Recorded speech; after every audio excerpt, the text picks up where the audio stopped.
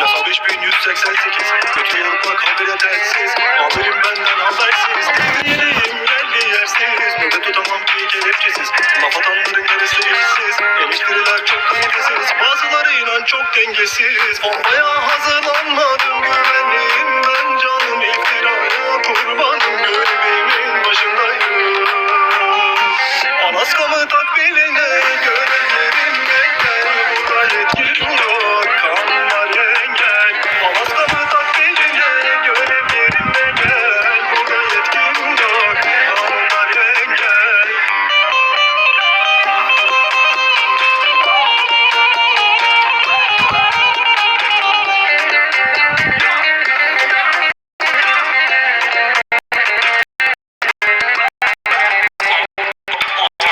Arayı bir ekip fanseti.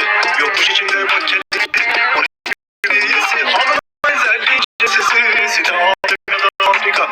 Eşlik edersen görev harika. Üzgünüm maaşım düşük ama başını ağrıtmayayım. Yersin